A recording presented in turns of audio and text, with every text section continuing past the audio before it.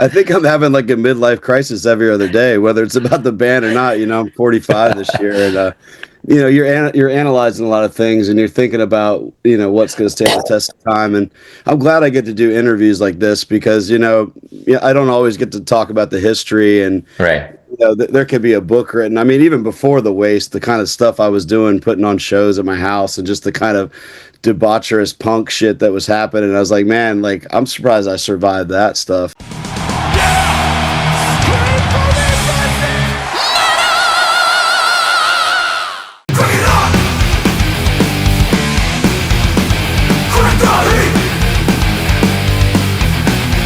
Ryan, it's good to see you again. I saw you recently, and holy shit, in the meantime, I think you're officially classic rock. Congratulations on that. 25 years, yeah. Classic cars, classic rock.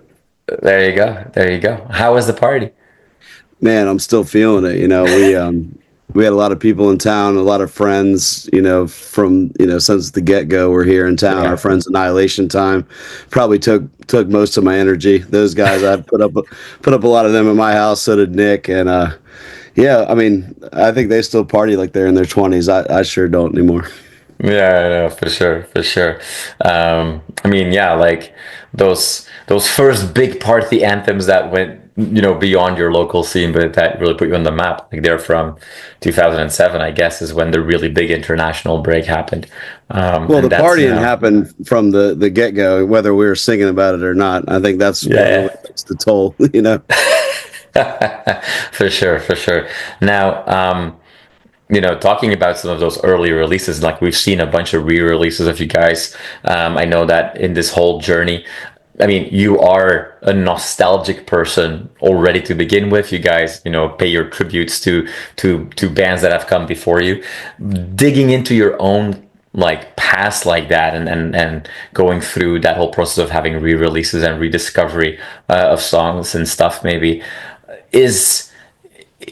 do you find that right now your own past is influencing your current creative state, or are you trying to completely break away from that now that you've had to like focus so much on this like 25 years and all this legacy and stuff like that? What should we expect, going forward? Is that heavily self-influenced now, or are you like, I need to step away from all of this for a second? What's funny is, we released or re-released that Tango and Thrash stuff, which was from 2002, and people don't even read that. They think that's a new record. When I remember writing that stuff, at least musically, within like 5 minutes, like me and my drummer Brandon passed away. We're like writing stuff as fast as possible. Like there's a song. Then it ends up coming a tribute to Kurt Russell, which was a split 7-inch, just like 4 minutes of material, and it just had never been online, I think. And people was like, "Oh, that's the new record." I was like, "Well, two of the guys aren't in the band anymore. And that's from 2002." But people don't look at liner notes anymore, so I always pay attention to that stuff as a big record enthusiast, and I think it's cool to have all that stuff available. I always in the back of my head, I'm thinking about the early days. I don't think that'll ever go away because, we try to keep a punk edge to it the whole time and not just make longer songs. I mean, the songs did get longer, but you got to let some stuff breathe. And I mean, we're always, moving forward. It would be one thing to play the same thing over and over again. That gets old, but I appreciate when bands, like on a large scale example, like AC/DC, like if it ain't broke, don't fix it, so stuff like that is always going to be timeless to me. Yeah. Now that you mentioned AC/DC, like they're touring again. We're going to see them. And we know what's funny is we got all these festivals coming up, but we booked Sonic Temple in Columbus. We booked a day early in Pittsburgh, so half the band's going to go see AC/DC in Pittsburgh, so we're pretty psyched about that. Awesome. Maybe they're on the brain. Maybe that's what made me think of it. Hey, maybe. It's not a bad thing to have on the brain. Okay, so maybe first real question, okay. What's your favorite AC/DC song and why is it Beating Around the Bush? I celebrate the Brian Johnson years. A lot of people, like, oh yeah, Bon Scott. I mean, of course that stuff's classic, but I love, Flick of the Switch and Rising Power. I think that gets slept on a lot. That's one I see myself going back to. I mean, I got every record, over here, and half the tapes over here. So I mean, I hate lists and I hate narrowing down. This is my favorite, but you know, if I'm going out on a limb, I gotta give that stuff some love. So you know, I like Rising Powers, a tough Awesome. one. It doesn't get talked about a lot. Yeah, awesome. I mean, just the fact that they are touring again, and you know, we obviously have got like I mean, I guess the sort of one-time reunion of Black Sabbath still coming away. I mean, it's some of these bands, you know, if it ain't broke, you know, don't fix it. They're still around. Um, Not that you'll sound exactly the same on every record, but do you, when you look at bands like that, do you now start to think of things like where am I or where are my bands going to be like in 25 years from now? Like, I'm sure that when you were writing a 4 minute, you know, EP, you weren't thinking that 25 years later you'd still be, you know, Definitely first of all, not. still growing as a band and doing all of this stuff. But like, is those concepts, are you thinking about those things more now Yeah, I think as I'm a having quote unquote an adult?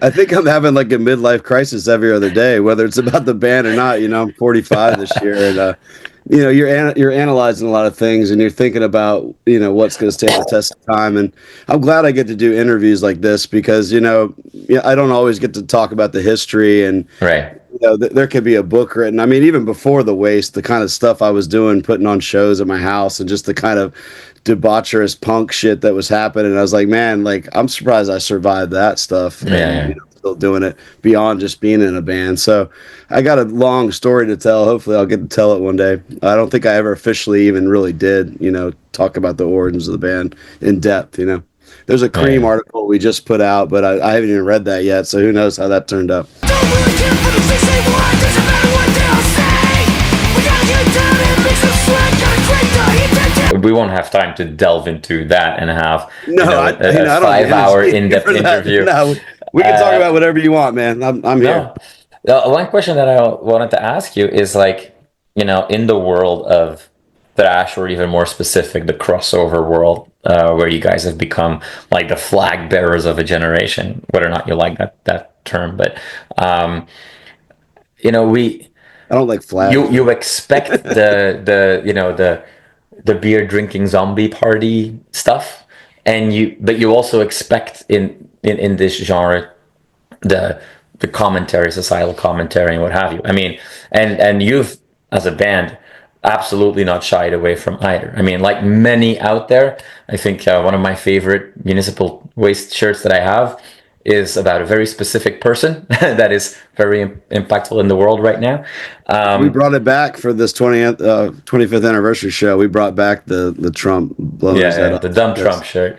You know, it's definitely more topical than ever. It's sad. It sure that is. It sure is. It sure is. I remember buying that shirt when you guys were playing Grass Pop, and it was before he was elected in the first run. Yeah. But I mean, we can go into that, and I'm sure that you know, more than ever now, it feels like the climate will maybe there'll be, you know, backlash on that than ever before. But before we go into that, or if we go into that at all, I want to ask you, how hard is it to balance that out? Because there's bands that do the one part really well in a very fun way, and there's other bands that are really just focus on, you know, more the societal commentary element of thrash and punk rock. You guys have always balanced that out. How hard is it to keep a genuine balance, if you will, right, without you feel like one is kind of cheap, or one is taking the other, overpowering the other? Like, how hard is that as an exercise? I think spontaneity is the key because we don't go up there on stage with a plan, you know, between me and Right. Tony, who are the only ones usually talking up there. We don't go with the plan. There's the worst thing I can think of is being on a tour and the band's got some scripted banter they say Right. between their songs every night, and it happens. And you know, and everyone's guilty of it because you don't always have something to say. But we try to have fun up there and kind of roll with the punches and feed off the crowd. And there is no plan. You know, we're up there. We're there to entertain. You know, and every once in a while you gotta be serious. You know, and like the political climate is dangerous right now. It's a crazy Yeah. time. So we've always taken a stance, everyone knows where we stand. And I think we didn't want to be one of those preachy bands either, because when we came up in like DIY punk and hardcore, that's all that was going on. It was either just like new metal, which we wanted to crush. So musically, I wanted to play faster. And then the punk side, we didn't want to preach. We wanted to have fun. So that was our balance, But I guess up against metal bands that don't have that kind of punk ethic, they're not talking about politics, So that's, I guess, where we differ from them. But like I said, you got to just roll with it, make it up as you go, because nothing worse than seeing like some scripted shit. Sure, but that's when you're talking about on stage banter or engaging with your audience. You mean like when writing? But what about writing? I mean, we don't go in usually with a plan. You can't have 10 songs about. I ended up writing songs about a killer car, and Tony's like, "You had 3 songs about that." I was like, "Okay, no more cars," And then it's always like would have been a great music video. Pick a top. Yeah, I mean, there's and you can figure out which ones those are, and always like I always end up talking about invading a town and wrecking it and coming back out. I probably have 20 songs about that, but that's municipal waste, And then every once in a while. I mean, we had a song called "I Want to Kill the President," and George Bush was the president. We just brought that back. It always, you can't take it too seriously and overthink it ahead of time. It's kind of just has to happen organically. So even if you try to like balance that, there's no way to really do that.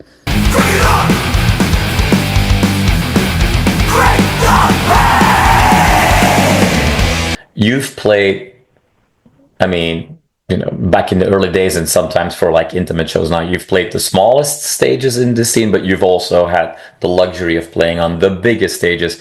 I've seen you, unfortunately, I think I've only seen you on a really big stage. And as cool as it must be for you to be on a main stage of Graspop or other European festivals, where you see thousands upon thousands of people enjoying themselves, there's still like a football field gap between you and the crowd. What's that like for... You said yourself, like, you're here to have fun and, you pump yourself up and you're an energetic live band. Is that tough? Do you does that have to be like a bit of a mindset that you have to turn on when like you're not going to have a million stage divers and people hanging from the ceiling on a festival? You're lucky if you can see people in the eye who are in the front row. What's that like? Yeah, there was a point, like a turning point, where we had to figure out how to work a crowd from a distance, whereas, our stuff was intimate, stage dives, basically what you just said.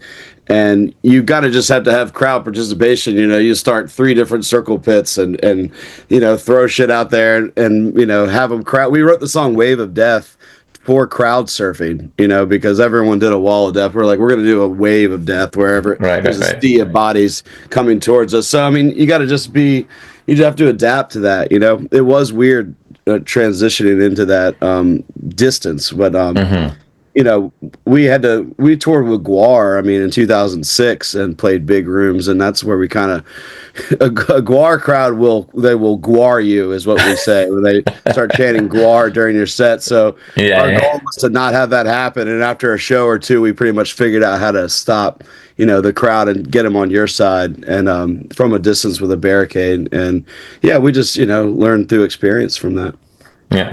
One thing that I remember from when we briefly chatted a couple of weeks ago at Hell's Heroes was that you were kind of like, you were commenting on like, oh, that I know that sound engineer. I saw him at a previous festival or whatever, and I remembered that trick that he just did right now and stuff like that. Like how active are you at this point? Because just go back to AC/DC. What ain't broke, don't fix it. Don't change your sound too much. But like, how much are you like forget the party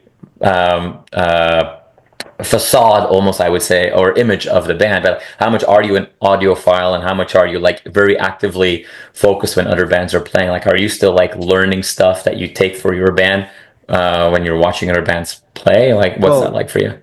Well, okay, that sounds like a 3-parter, but I could comment on all of that. So thank you for the seat. So you're talking about when I saw you at Hell's Heroes, and me and my friend needed a spot to eat our food, and we sat down with you at the picnic table. So thanks for that. And you got your Hell's Heroes shirt on. No, first and foremost, I'm a music fan, a heavy metal fan. So I'm always there for the band first, and I've been going to concerts since I was 12 years old, So that's never changed. I stopped drinking last year, so that's out. I don't know if that's the party. You can still party without drinking, and I'm still doing that. I think I'm not I'm still, the social part is still there, Right. so I'm still hanging out. Which is the party facade or whatever you said is super annoying anyway. So that got imagine a million drunk people coming up and wanting to hang out with you. Yeah. An album called About Partying. So that we shot ourselves in the foot with that. Nothing against it. I love it. We still play all the songs. Of course. It's bigger than me. It's bigger than anything. But yeah, I had to make some lifestyle changes because I was feeling like shit and depressed. So. That's a whole nother interview, psychology interview. We're not going to go down that road. But yeah, the reverb on the snare is probably what you're talking about. And that was Cavalera. And the sound guy is our sound guy. And he does Cavalera and he does Municipal Waste. His name's Mark Burr. And when you get that outdoor big crack on the snare for a part that's like separated, I love that so much, and he does that during our set, and he's got a couple spots during their set where he does it, and I just give him a look across the field. I was like, that's that snare. So no, I get off on stuff like that. My ear knows what it likes, basically.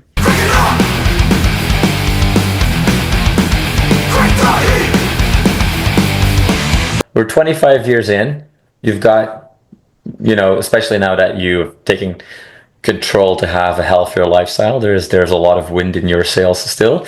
I do miss Belgian beer. It's your Belgium. I did have some Schoof NAs the other day that were really good, and Leffe makes one too. So there's the Belgian. There's still German and Belgian beer out there that's NA that's still got the flavor. So I still enjoy the taste of beer. But it's becoming now that it's so much more. It's less of a stigma, I would almost say, to have a non-alcoholic beer. It's almost like a hype. Here in Toronto, every bar will have many. I do stuff. It's all personal for me. I don't care what anyone else is doing. But it's cool that it's available. I can go to a bar and it's available. That's definitely cool. Yeah, the more people will drink it, the more people will create stuff, and it will get better and better as more people try stuff out. So that's great. So you're not going anywhere anytime soon. So next 25 years, what's the big bucket list item for you?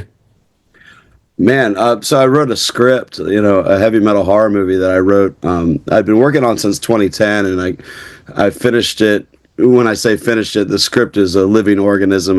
It's never finished, but I finished it with two writing partners over the pandemic. Norman Cabrera has done a bunch of our music videos and killer monster effects for the movies for 35 years, and my friend Jamie Thompson is a great writer, editor. The three of us wrote a movie called Exit Stage Death, so I really want to see that through.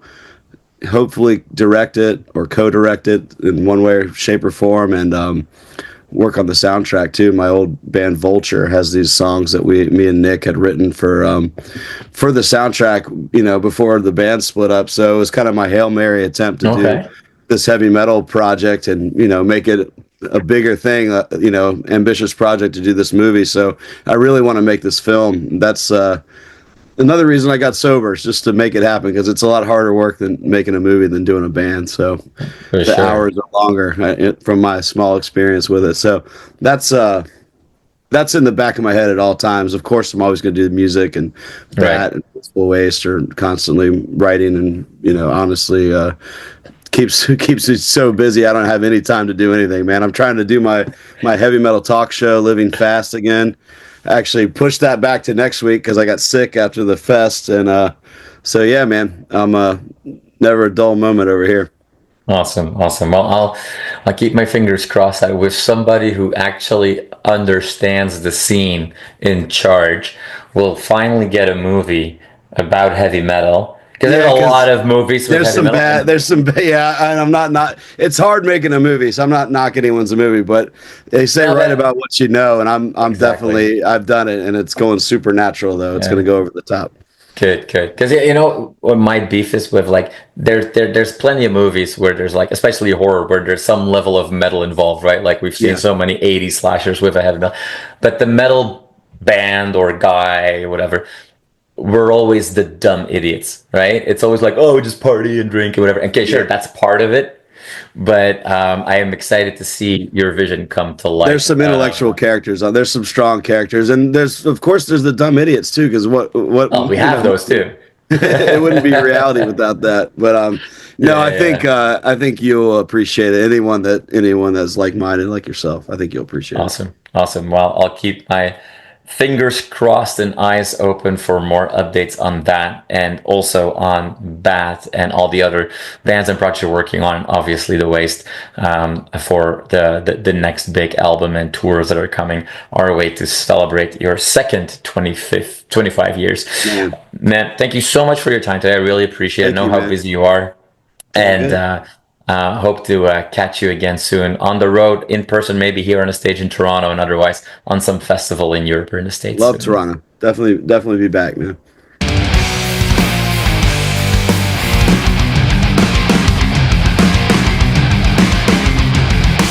You are awesome for watching this video. Click right here to see more content like it and subscribe to the channel.